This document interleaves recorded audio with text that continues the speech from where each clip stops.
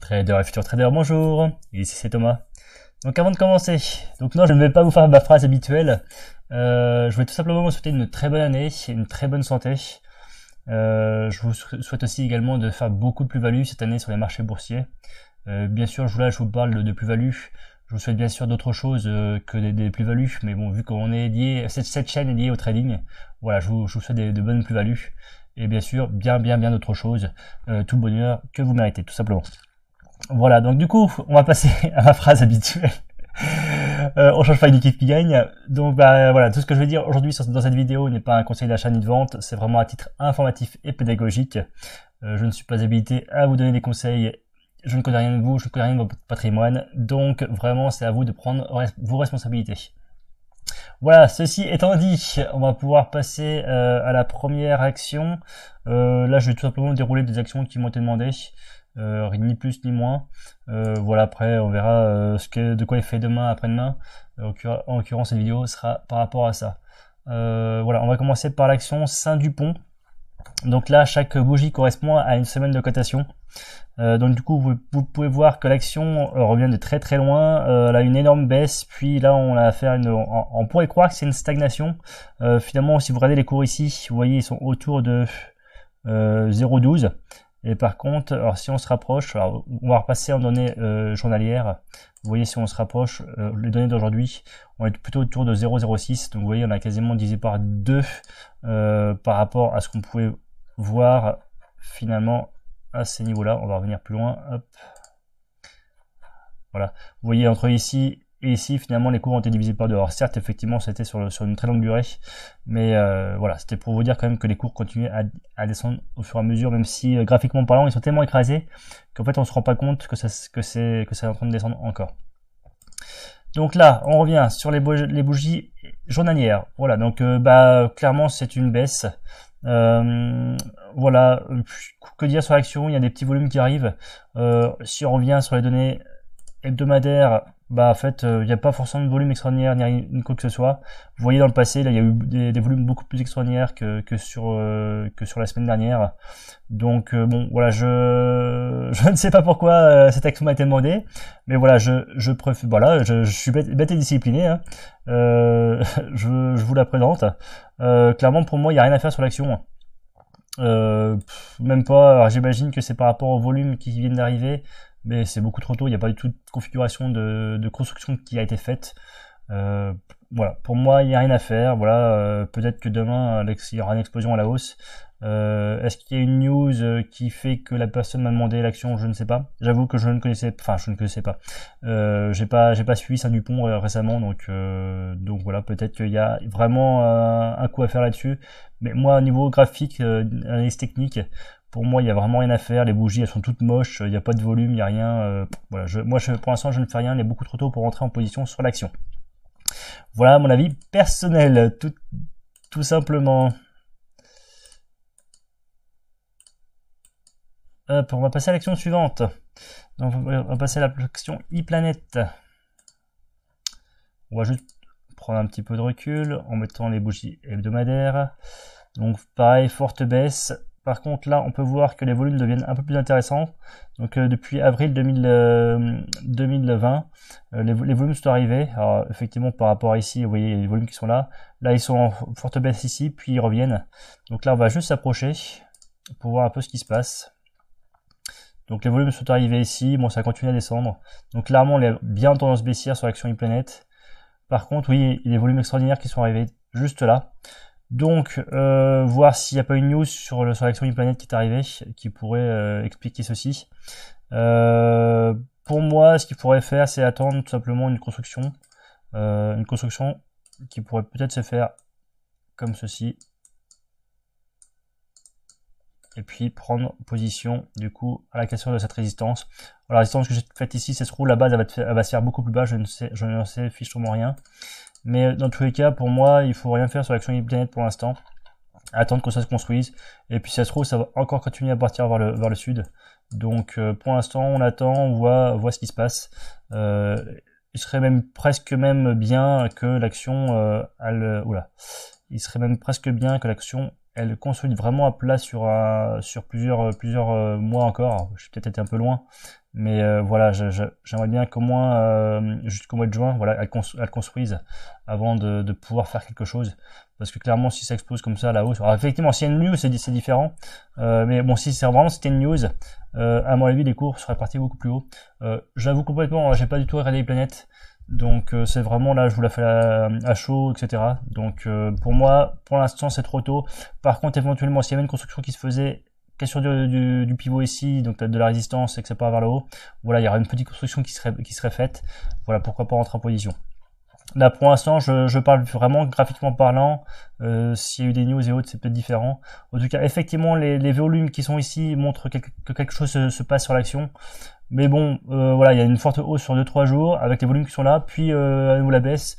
Bon, je suis pas sûr que ce soit une news. Vous voyez, les hausses, on l'a déjà vu dans le passé. Hein, vous voyez, des petits volumes ici, ça monte, puis après, ça continue à descendre. Donc voilà, je suis pas sûr que les volumes ici soient représentatifs, sauf vraiment s'il y a une news. Clairement, je vous avoue, j'ai pas regardé du tout. Donc voilà. Action, alors peut-être à suivre.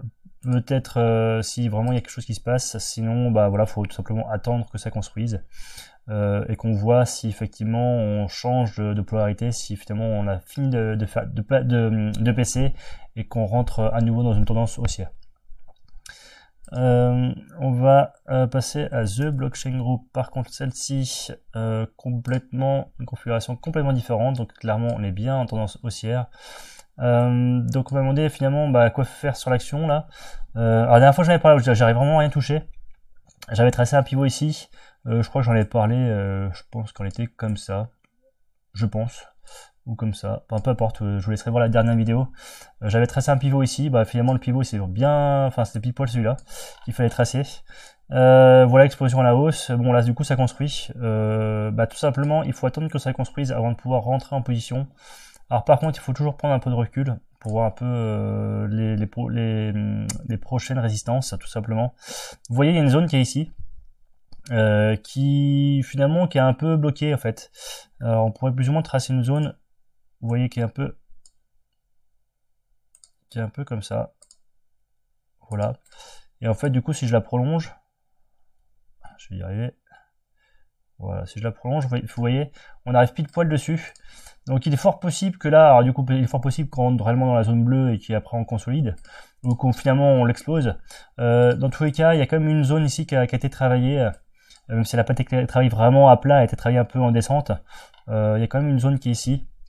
Donc attention, peut-être qu'on va avoir une résistance un peu plus longue finalement sur une construction plus longue sur The Blockchain Group. Voilà, dans tous les cas, de façon journalière, il faut attendre la construction. Je vais en profiter tout de suite pour tracer juste la prochaine résistance que je vois ici. Voilà, vous voyez, c'était le dernier plus bas ici. D'ailleurs, ça a bien été travaillé, puis après ça a rebondi.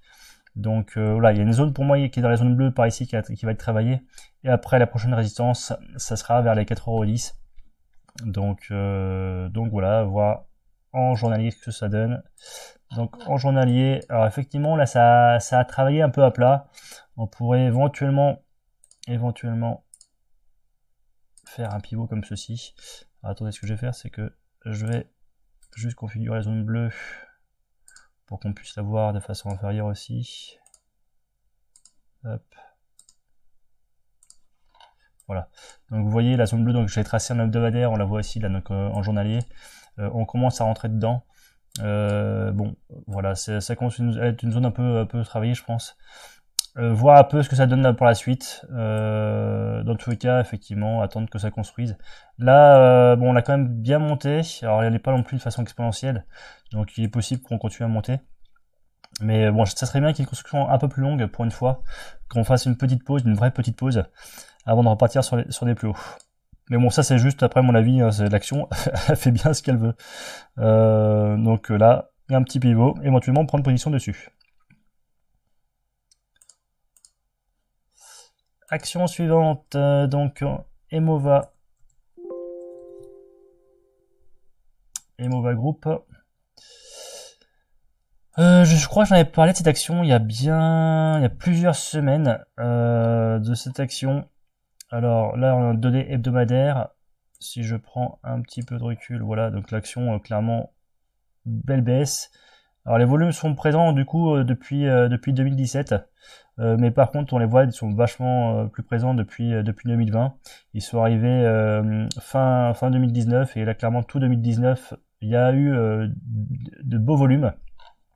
Donc là on va juste se rapprocher. De beaux volumes. Vous voyez là, les volumes sont toujours présents depuis mai.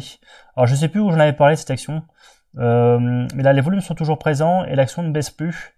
Qu'est-ce que ça veut dire? C'est tout simplement, pour moi, hein, ce que ça veut dire, c'est que c'est les institutionnels, clairement, ils accumulent l'action, ils les rentrent dans leur portefeuille. Donc clairement, pour moi, il y a vraiment éventuellement un coup à jouer sur cette action. Alors je dis un coup, c'est pas vraiment un coup, c'est même pas le mot qu'il faut utiliser, mais vous comprendrez. Voilà. Alors du coup, pour moi, il y a une zone un peu qui pivot qui est ici, donc il y a une belle résistance. Sur la cassure de cette résistance, prendre à l'achat. Donc du coup, je ne sais absolument pas où ça va casser cette résistance. Je ne sais pas si ce sera demain ou après-demain ou dans 3 mois. En l'occurrence, pour moi, il y a un beau pivot. Alors attention, vous voyez, j'ai tracé un pivot qui est ici, la résistance qui est ici. Vous voyez que ici, alors du coup, si je la trace comme ça a cassé et puis c'est revenu aussitôt. Donc voilà, il y a des fausses cassures, ça arrive. Moi, j'ai une façon particulière de trader ce genre de choses.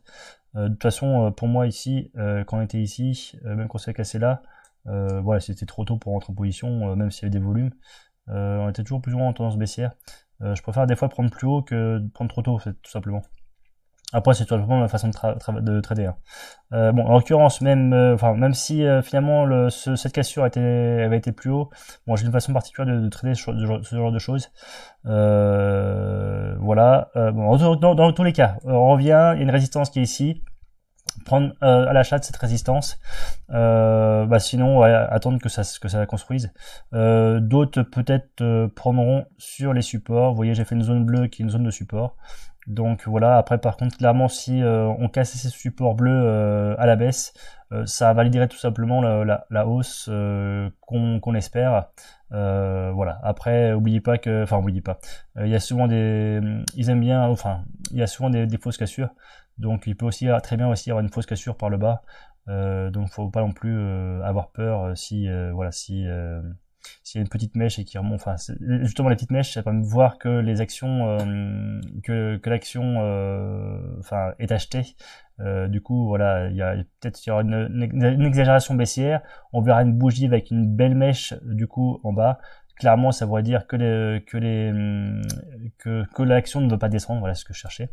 L'action ne veut pas descendre et du coup, éventuellement prendre position à l'achat. Je sais pas du tout si je suis clair aujourd'hui. J'ai l'impression que je suis pas clair du tout. N'hésitez pas à me dire dans les commentaires, franchement, si j'ai fait du n'importe quoi aujourd'hui. Voilà, ça arrive à tout le monde. Je crois que j'en ai fini. Saint-Dupont, Uplanète, Emova. Ah non, il y avait la Neovac qui restait aussi. Neovac, hop. Donc, tendance baissière, on vient un peu en arrière, tendance baissière sur l'action Neovac, les volumes effectivement qui sont très forts qui sont arrivés. On va revenir en données journalières. Donc là, les données, à chaque fois qu'il y a une explosion à la hausse, c'est sur volume, explosion à la hausse volume. Et voilà, là il y a les volumes par contre qui sont en baisse entre chaque explosion à la hausse. Par contre, les volumes restent assez présents par rapport à ce qu'on a pu voir dans le passé. Et alors du coup, on se rapproche vraiment pour voir si ça baisse. On a vraiment l'impression que les cours, ne veulent plus baisser. Alors là encore, hein, c'est ce qu'on pourrait croire voir. Des fois, simplement une pause avant de repartir vers la baisse. Vous voyez, ça peut très bien être une tasse. Je vais y arriver. Vous voyez, même le graphique, j'ai du mal à tracer dessus. Voilà, on pourrait croire que c'est une tasse avec une anse inversée, et du coup, avec un support qui est ici, et du coup, hop, sur la cassure du support, prendre du coup la vente à découvert, et du coup, ça se trouve, ça repartira encore vers le bas. Donc, vous voyez, il y a aussi, j'ai fait une tasse avec une anse, mais ça peut être tout simplement aussi, ça peut être, je vous la fais un peu vite fait, un beau petit triangle comme ça, et si ça se trouve ça va casser par le bas ce triangle. On n'en sait rien, mais ça peut aussi effectivement casser par le haut. Donc on espère que ça cassera par le haut. Effectivement, il y a des volumes. Donc à vous de voir si vous prenez du coup sur la cassure de la résistance oblique ici, donc à la hausse, si vous pensez que ça monte. Sinon, prendre sur la cassure du résistance vers la vente à découvert, si vous pouvez faire de la vente à découvert, si vous pensez que ça va partir vers le bas. Dans tous les cas, c'est un peu tôt pour de parler de hausse ou de baisse pour l'instant. Alors par contre, pour l'action Neovac, clairement, alors je vais prendre les données hebdomadaires. Vous voyez si ça a amené à casser, clairement, vous voyez, il y a eu des fortes hausses ici. Et si vous avez la chance d'acheter vers les plus bas, et vous voyez, si on tape un peu les hauts qui sont ici, vous avez quand même 600% de gain, voire plus. Donc c'est pour être très intéressant. Par contre, voilà, c'est clairement, on est vraiment, si on revient au marché haussier, on est vraiment au début de quelque chose. Est-ce que toujours regarder les news sur les actions, sur les entreprises. La Neovac, pourquoi les volumes sont arrivés. Peut-être que les news l'expliquent. Voilà, là clairement je vous parle de façon graphique, mais toujours vous de votre côté, vraiment aller voir les news, voir ce qui se passe sur les entreprises. Bien sûr que les news, les fondamentaux impactent les cours, c'est évident. Donc voilà, sur l'action Neovac, j'en ai fini pour aujourd'hui. Je vous souhaite de très bons trades. Je vous souhaite encore une très bonne année, plein de bonnes plus-values, et je vous dis à très bientôt. Allez, ciao.